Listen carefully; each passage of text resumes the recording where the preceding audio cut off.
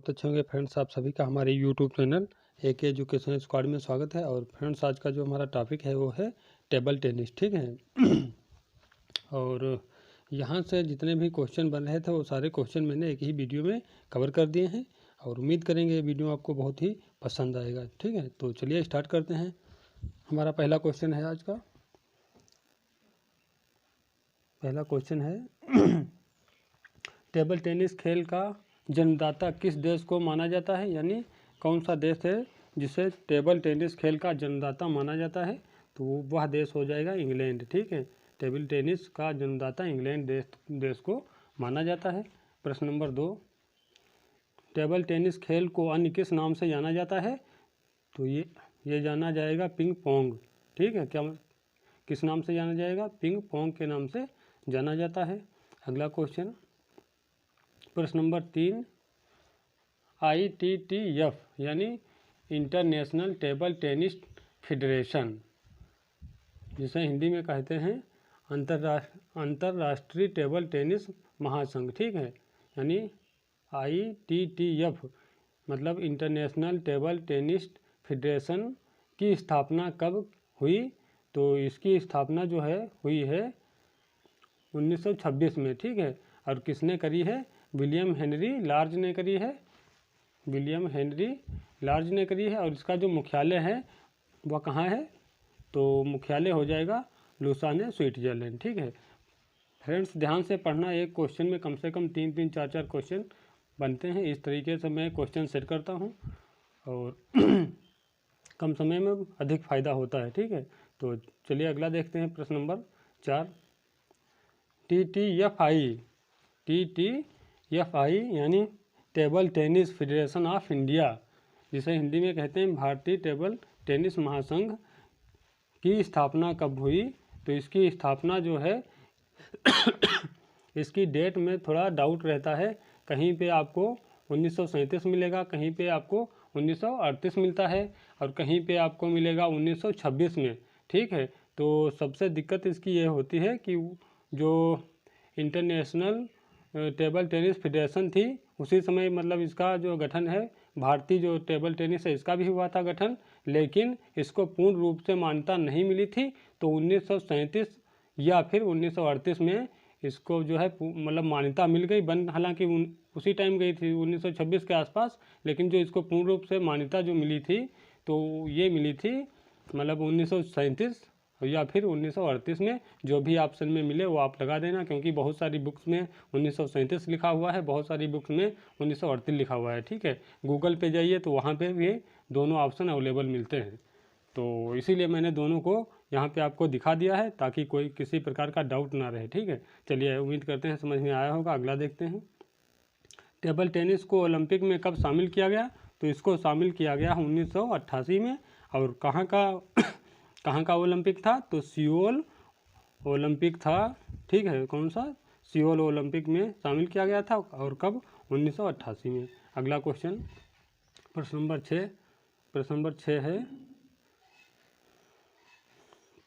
6 है table tennis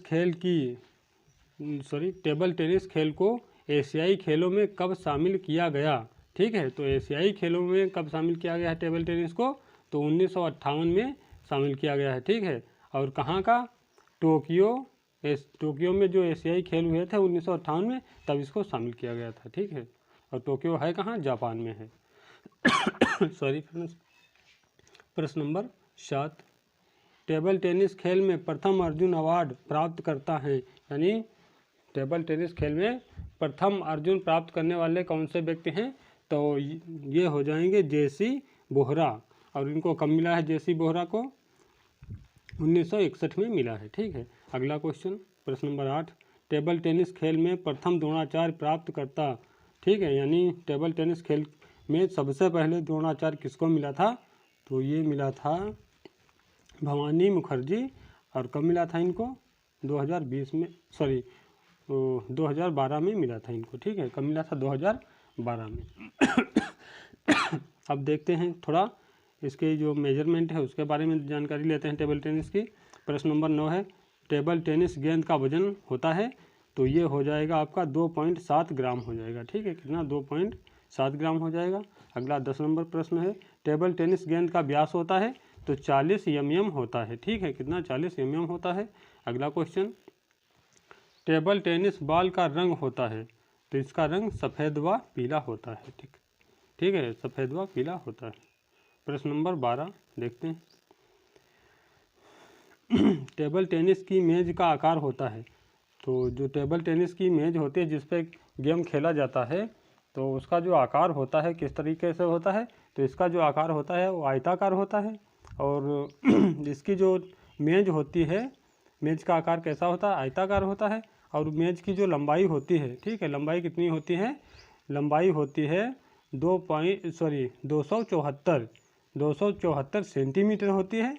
और चौड़ाई की बात करें तो चौड़ाई हो जाएगी 152.5 सेंटीमीटर।